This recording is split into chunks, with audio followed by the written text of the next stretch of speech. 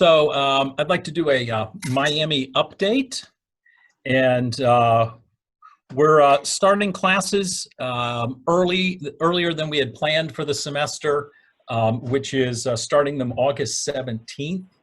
And we moved that up so that we could, when Thanksgiving break came, send the students home, and the students would go home and there would not be a need to come back for additional face-to-face. They would finish the last week of the semester, including finals, remotely.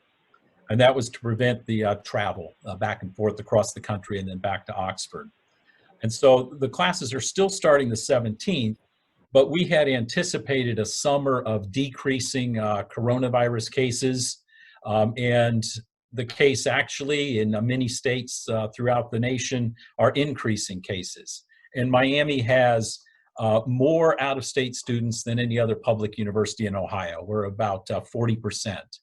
And so those classes, which begin on August 17th, are in large part going to be all remote. We're phasing in the start. And so the graduate courses will be face-to-face starting on August 17th. But for the undergraduate courses, they'll be remote through September 21st. Is the plan. And as far as students on campus, we have some student athletes here now.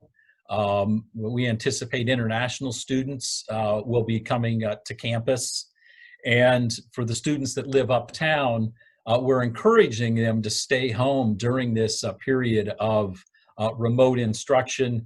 But we do expect that a large number of them will return to campus likely starting next week in advance of the August 17th start of class date.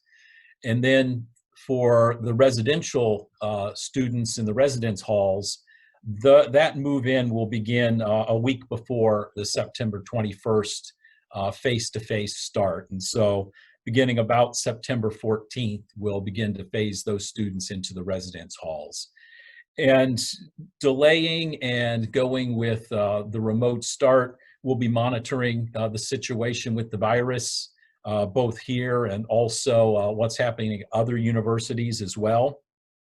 And so we're applying the phased-in approach to bring the students back to Oxford. When we get to the 21st, and I say face-to-face, we have a mix, about a third, and a third, approximately, of classes that will meet face-to-face, classes that will be held on a hybrid basis. The hybrid basis will have generally some face-to-face component to it, but also a remote component to it as well. And then classes that are fully remote. And we've offered students the opportunity to construct their semester so that it is fully remote, if that is what they would desire. And so they would select courses that could be, delivered online, so they could stay at their homes for the semester. And so that'll reduce by a little bit the number of students who actually choose to come back and experience the face-to-face portion. And we're doing this all for the safety, and not just of our students, but for the community and for our faculty and staff. We have also canceled the large events for the fall. The convocation event, the return of the class of 2020, where we were going to celebrate, in person, their graduation, homecoming family weekend, and commencement in December. Commencement will be a virtual commencement done remotely. And we're planning to have a way in that commencement to also recognize the May and August graduates as well, likely with reading their names or having their names scroll.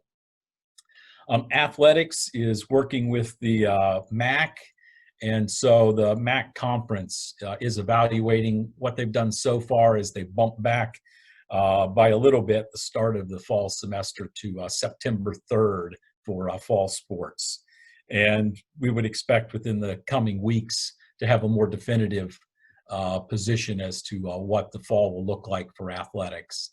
Some conferences like the Big Ten and the Pac-12 have said only conference play for their fall sports. Other conferences like the Patriot League and the Ivy League have said they're postponing fall sports, and that won't commence until at least the end of the semester or the end of the year.